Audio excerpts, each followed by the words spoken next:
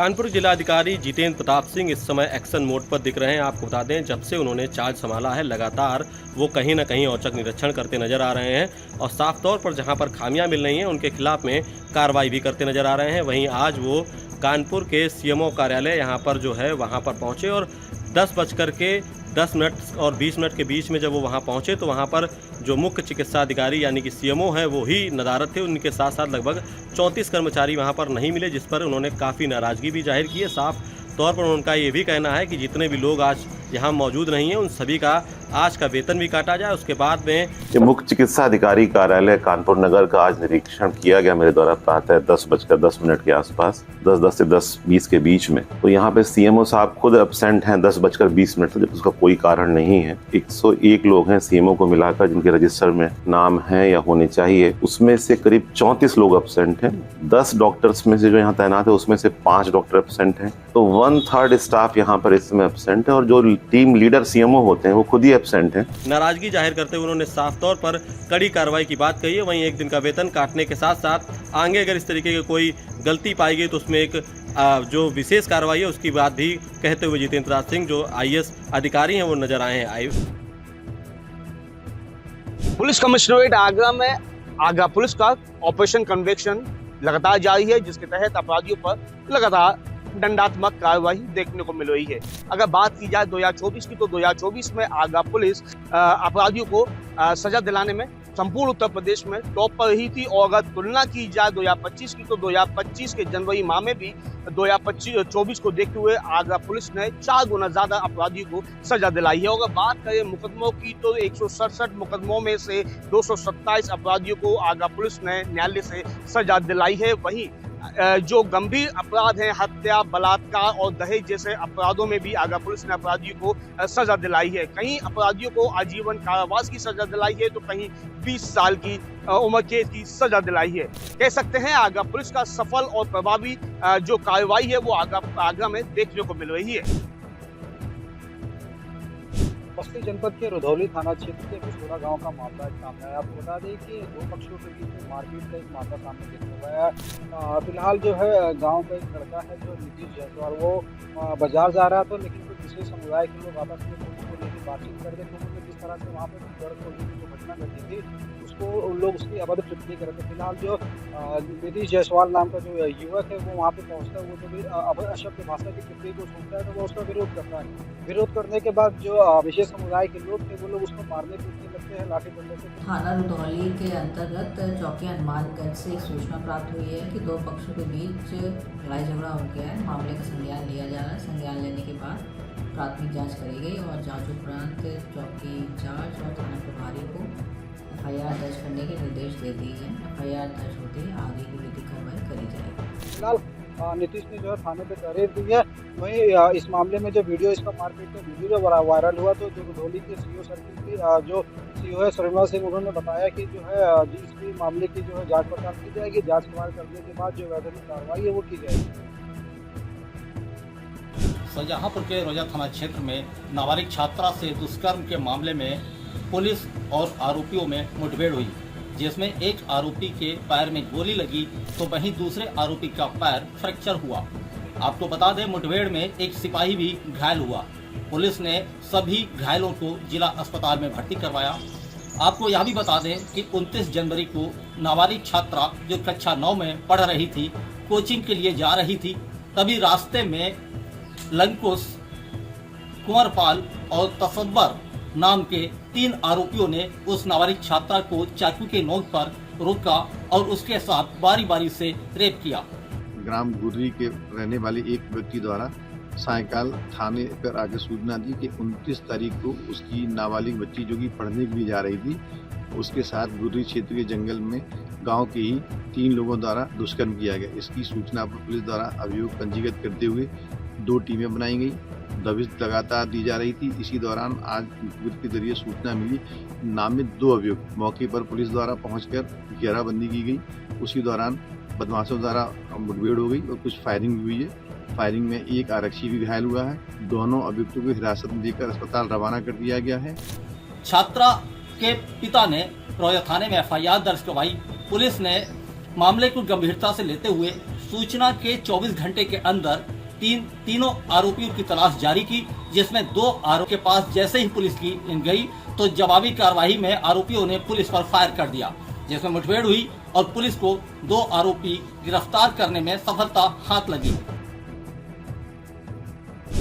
बात करें, पूरा मामला गुमशुदगी का था और गुमशुदगी को किस तरीके से और किस एक्टिवनेस के साथ संजीदा कैसे हुई रायबरेली पुलिस। पूरा मामला एक वरिष्ठ जो पत्रकार हैं उनके पिताजी गुम हो जाते हैं और दलमऊ थाने क्षेत्र के अंतर्गत ये पूरा मामला आता है। उनके पिताजी अल्जाइमर अगर बात करें तो, और उसमें वो एक अपने रायबरेली के लिए निकलते हैं ऑटो से और जहां उनको जाना होता है वहां वो नहीं पहुंचते और जो पत्रकार हैं वो यहाँ पे नहीं होते, ऑटो स्टेशन होते हैं और उन्होंने अपने लोकल साथी पत्रकारों को अल्टीमेट किया और कई ग्रुपों में ये खबर चली कि पिताजी हमारे मिसिंग हैं इतने बजे से इतने बजे तक और नहीं मिलते। पुलिस महकमे को सूचना दी जाती है और खासकर doctor SP Singh SP Raebareli को, तो उन्होंने पूरे जिले में ताबड़तोड़ इसका ऑपरेशन लॉन्च किया और वायरलेस के थ्रू इसमें कई सारी पुलिस की टीम एक्टिव हुई। थाना डलमऊ की 1763 जो गाड़ी है वो एक्टिवनेस होती है और वो ढूंढ निकालती है जो पुलिस जो बुजुर्ग होते हैं उनको ढूंढकर मौजूदा उनके जहां से मिलते हैं, फिर वो 14 मील में मिलते हैं और ये पुलिस का बड़ा ही सराहनीय कार्य है। बढ़ सकती हैं सपा सांसद जियाउर रहमान बर्क की मुश्किलें। आपको बता दें कि पूरा मामला संभल सपा सांसद जियाउर रहमान बर्क के मकान को लेकर है, जहां सपा सांसद जियाउर रहमान बर्क के मकान को लेकर प्रशासन द्वारा नोटिस दिए थे और आज 4 फरवरी थी अंतिम नोटिस तिथि थी। वहीं जिया रहमान बर्क का कहना है कि जो मकान उन्होंने बनाया है वह पुराने मकान को तोड़कर ही उसकी मरम्मत की गई है। आज उस केस में फिर से उनके अधिवक्ता आज उपस्थित हुए और उनके द्वारा एक प्रार्थना पत्र दिया गया है कि उनको साक्ष्य देने के लिए और समय दिया जाए। तो ऑलरेडी पर्याप्त समय दिया गया है, लेकिन एक अंतिम अवसर और दिया गया है उन्हें साक्ष्य प्रस्तुत करने के लिए और फिर अग्रिम तिथि इसमें 10 फरवरी नियत दी गई। अभी तक उनको पर्याप्त समय दिया गया है। जब उन्होंने कोई एडजमेंट प्रार्थना पत्र दिया है तो उस पर विचार करके उनको समय दिया गया है कि वो अपना साक्ष्य और अपना पक्ष प्रस्तुत कर सकें, लेकिन अभी तक अपना पक्ष प्रस्तुत नहीं किया गया है। तो अगली तिथि पर अगर नहीं आता है तो फिर उसमें हम विचार करेंगे कि अग्रिम कार्यवाही क्या हो सकती है। वहीं प्रशासन द्वारा साक्ष्य मांगे गए थे, लेकिन अभी तक कोई साक्ष्य जियाउर रहमान बर्क की तरफ से पेश नहीं किया गया।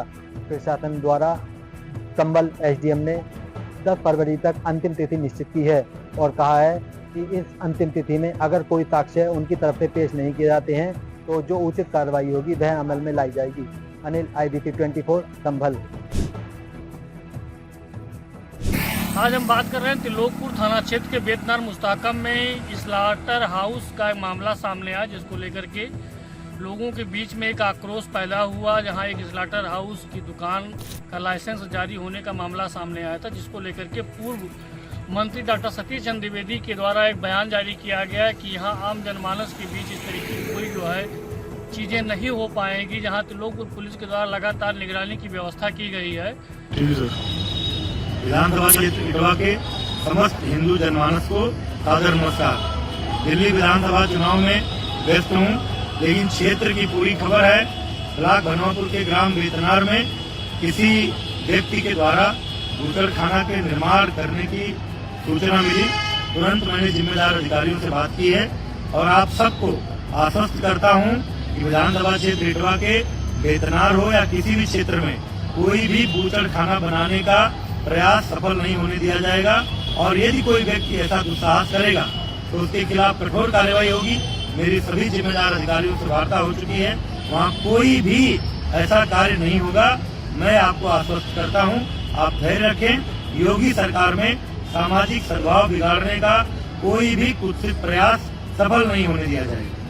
पुलिस प्रशासन के द्वारा इस स्लाटर हाउस की जो व्यवस्था थी उसको रोक दिया गया है। अब देखना ये होगा कि सरकार के द्वारा लगातार जिस तरीके से स्लाटर हाउस या अन्य चीज़ों के लिए लाइसेंस जो जारी किया गया था, बंद किया गया स्लाटर हाउस के मामले को लेकर के, अब देखना ये होगा कि वहाँ किस प्रकार की कार्रवाई हो रही है। अभी स्लाटर हाउस संचालित होगा या फिर उसे वहीं बंद कर दिया जाएगा। जस पांडे आए दुधेला मजरा परचम में और यहाँ पर ये एक मंदिर है, इस मंदिर की समस्याएं को लेकर यहाँ पर कुछ पंडित जी हैं, पुजारी जी हमको बताएंगे कि इसमें क्या समस्या है। और ये यहाँ पर एक नाली बनी है, उस नाली को लेकर कुछ कहना चाहते हैं पुजारी जी जो पैर से विकलांग हैं। हम पूछते हैं क्या है बात, बताएं क्या है। ये नाली जो है हमारी तालाब को जाए या कहीं भी जाए, ये देवस्थान से नाली हटी हुई है। पहले आप नाम बताइए। नाम हमारा नाम राकेश शुक्ला, कहाँ रहते हो? दुधेला। क्या है समस्या हमारी यही है, ये गंदगी हट जाए, ये नाली है। डिटेल बताओ क्या है। समस्या के मतलब ये है कि ये नाली जो है, ये नाली हम गंदगी स्थान की हम हर कीमत पर हटाना चाहते हैं। हाँ, हर कीमत पर हटाना चाहते हैं, हमें कुछ भी करना पड़े, लेकिन हम आने जाने लायक नहीं है। अगर मुझ पर आधार कार्ड मांगा जाएगा, सिम कार्ड मांगा जाएगा, जो भी मांगा जाएगा, मैं देने के लिए तैयार हूँ। अभी तक तो मैं था नहीं, ये मंदिर हम बना, एक्सीडेंट हुआ है तो हमने अपना बनवाया है। ये परमदेव का मंदिर बाबा हमारे पीछे हमारे बाप की समान है, ये देवस्थान है दुर्गा जी। ये गंदगी हमारी सारी जो है, सारी गंदगी यहाँ की हटना चाहिए। तो यहाँ पुजारी जी का कहना, ये पहले बाहर रहते थे, इन्होंने अब मंदिर बनवाया हुआ। इस मंदिर में कई लोग दर्शन करने के लिए आते हैं और ये ग्राम समाज की नाली बनी हुई है। इस नाली को हटवाने के लिए इन्होंने IBC 24 के माध्यम से एक गुहार लगाई है अधिकारियों के लिए कि इस नाली को यहाँ से हटाया जाए। तो 9 बजे 9 रिपोर्टर में आज के लिए बस इतना ही। कल फिर होगी मुलाकात 9 बजे 9 बड़ी खबरों के साथ। तब तक के लिए हमें दीजिए इजाज़त। नमस्कार।